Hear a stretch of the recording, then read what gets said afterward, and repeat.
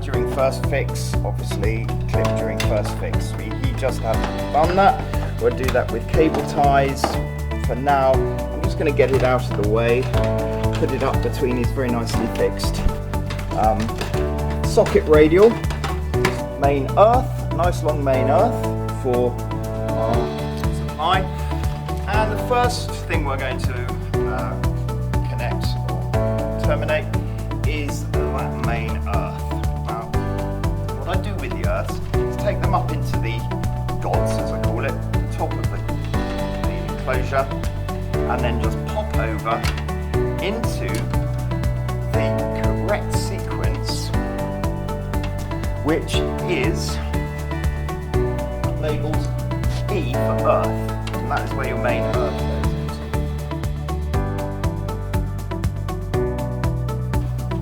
And I'm going to give that a tug test right now, and I think that could go a bit tighter. Combination screws have their own pattern of head. There's terminal screwdrivers exist with the slot on there as well. The slot is actually what gives it the drive and torque. So I would use a slotted screwdriver to do those on. Now you will notice that I've used the black core as my main earth. It really doesn't matter. The brown one is obviously the line, and the blue one is going to be on the grey. Now I'm on to my first actual final circuit. Now the first final of my final circuits. The first of my final circuits will be the one closest to my main switch.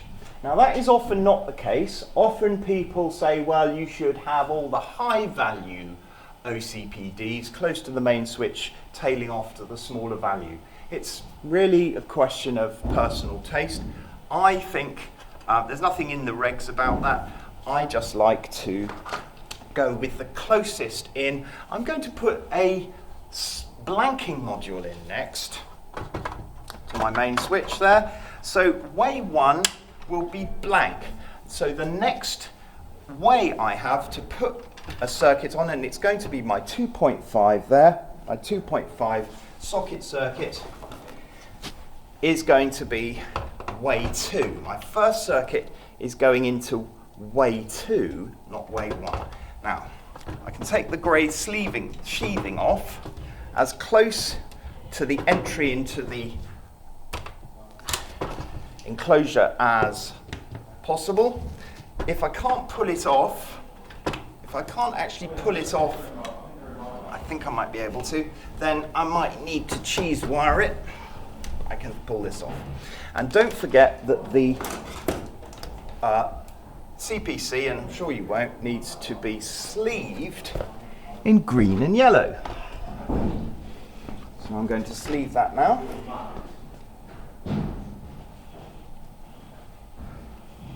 We're now into second fix in the board, the final termination of the final circuits. All right. So notice I only took that sheathing off during second fix. Now, the first conductor I'm going to terminate into way 2, when I've chosen my overcurrent protective device, the first conductor I'm going to put into way 2s is the CPC, the earth. It's just convention, my convention, and I'm going to bring it up in exactly the same place as my main earth came up, behind the DIN rail. If all the cables of one type come up in a vertical, same place.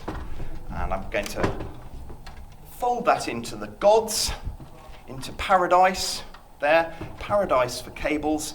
Tug test, remember? I didn't do the tug test on them. Tug test, tug test. This one I'm going to fold over just because it's rather long. I'm going to fold that one over, and it's going into way 2. Now I have two other spare terminals there that happen to have a Bravo or a B sign above them, and those are going to be for the main potential protective bonding cables. Now when I've finished with the screwdriver, what do? Pick up my long nose pliers and do a tug test on that. Tuck all that up. There's my first earth, and I'm very proud of that. It looks very neat. Now I need to select what am I going to have to protecting my 2.5 mil 4-socket or 2 double socket radial circuit. And I'm going to select a 20 amp OCPD. I could use a 16 amp, but I'm going to select a 20 amp. That's my 20 amp. Now this one has been cut. You're not supposed to actually cut the fly leads on these as part of the manufacturer's guidance. So I'm going to take one that actually has a full length fly lead here. I'm going to put that in. That's going to be my first one. That is way 2. And then the fly lead has got to make its way up to the neutral bar. So this is way 2. Way 2. Remove my screwdriver, pick up my long nose pliers, give that a tug test. I'm not going to be distracted by anything else. I'm now going to terminate the live conductors for way 2. So bring the live conductors up behind the bus bar, the ends, and I don't want to see any copper at the top of the OCPD. So I'm just going to either shorten them or just turn them over like this.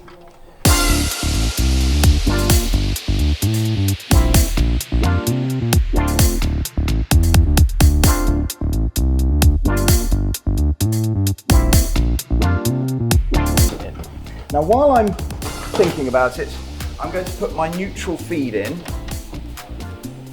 to the large neutral bar termination.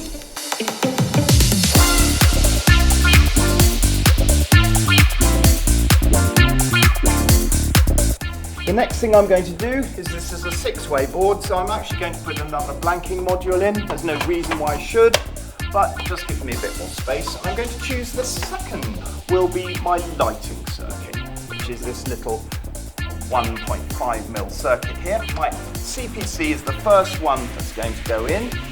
I'm going to take her down that side of the board there and then back up just to show that I use the same route for every CPC, because I find that is the neatest way to do it. And she's going to go pop over and go into what way? Not way 3, no, way 4.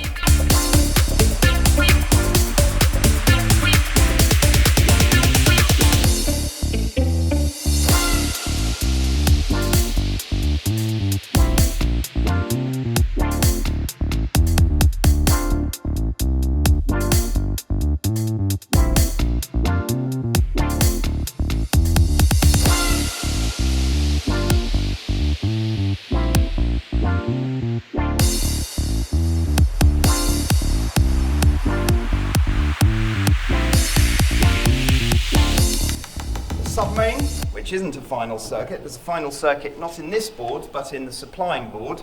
This is the sub board I'm working on that it supplies, and the final circuits in the sub board, I've got 2 in place now. The final one, the last one I'm going to do is the 4 mil, it could be 4 mil, could be 2.5. Not very good at telling. That's a 2.5 mil socket radial with serving two single metal clad sockets. The first of my conductors to go in again is going to be up the same route as all the other CPCs. I'm going to take the basic insulation off that one this time. And I'm going into, I think we'll just put that one, we'll just stick with the way we've been doing it. We'll put a blanking module in there. And our last OCPD, let's do a 16 amp. It could be a 16 or a 20. Let's do a 20. Give it the most we can, seeing as it's got a 2.5 on it. A 20 amp. My 20 amp has a very short fly lead. So in fact, I think what I'm going to go with is a 16 amp here, which is fine. That'll do most things, won't it? 16 amps. And feed the fly lead into which one? 1, 2, 3, 4, 5, way 6. We're on now.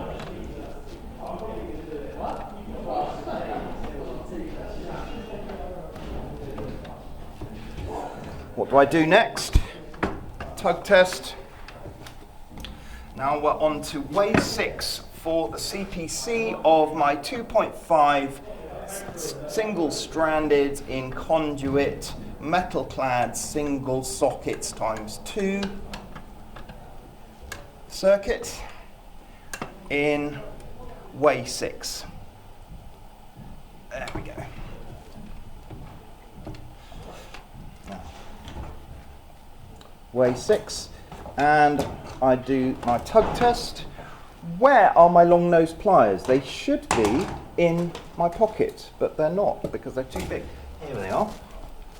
And we do the tug test. That's fine. Actually, that screw's a little bit weak, but good enough for a demonstration. And where are we going to put these? Down where the others are, behind the left-hand side of the DIN rail. Push that down so we've got plenty of slack in there should we need it at some point in the future. We'd cut off the basic insulation there, open up the cable cages in the RCBO. Now notice, guys, that these RCBOs are what? They're two-pole OCPDs, two-pole devices, because they are balancing or looking for a balancing current between the brown, the live, and the neutral. They're looking for a balancing current or residual current between them, a differential. Right, first thing I'm going to do is open up all the cable cages on the bottom of the OCPDs, because they've been done up quite tight. Now the problem arises with a lot of electrical screwdrivers which have magnetism, and when you pull them out, they pull the zinc plated mild steel or carbon steel screw with them and pull the back clamp forward onto the front anvil, and that's why these don't get put in the right place. £4.89 extendable dentist mirror from Amazon will solve this problem, because you can get the dentist mirror in there and see exactly where you're placing your bus bar in relation to the back clamp and the anvil. So I'm going to put that in, place it in, just hold it up with my finger there while I do up all the cable cages. Obviously the blanking modules don't have screws in them, so it's just way 2, way 4.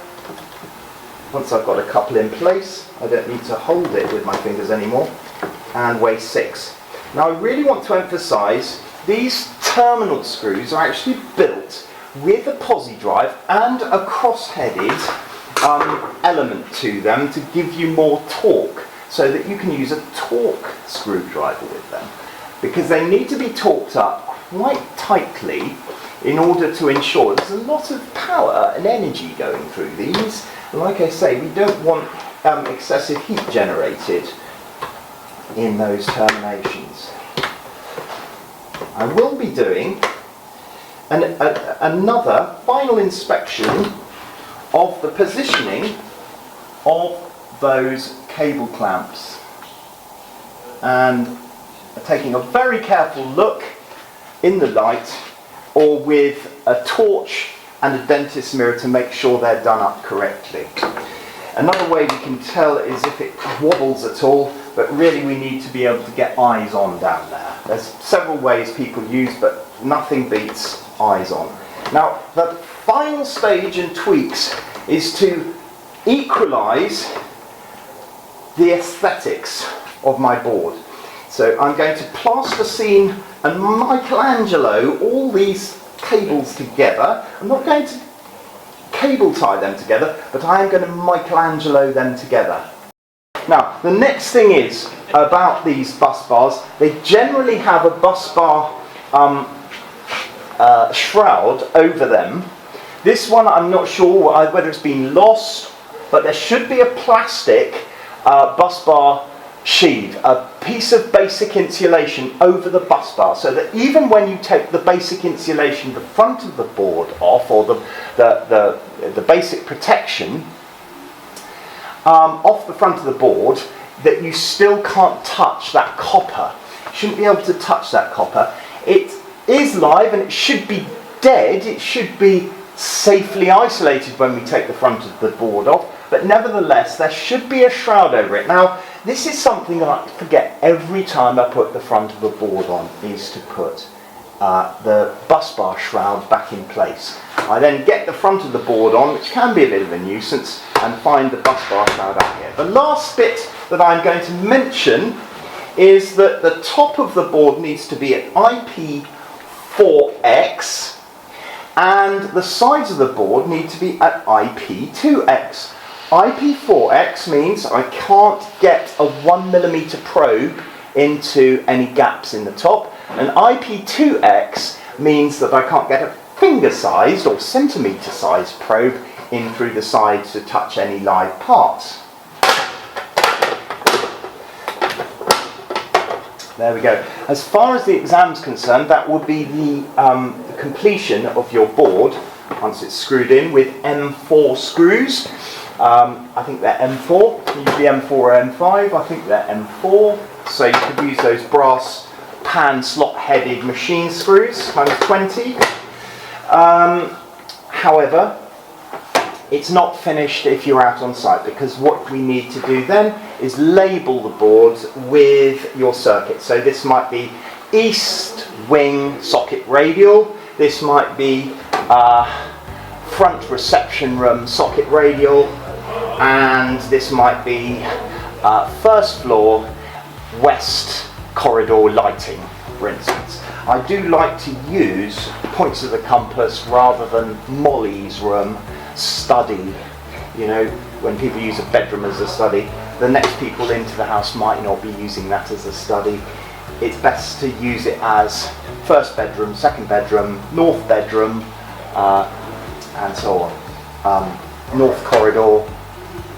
And I do tend to fit 4mm radials now on sockets, and more of them, that rather than like an upstairs and downstairs 2.5mm ring. I tend not to veer towards that. I tend to be rather throw money at it and have more separation of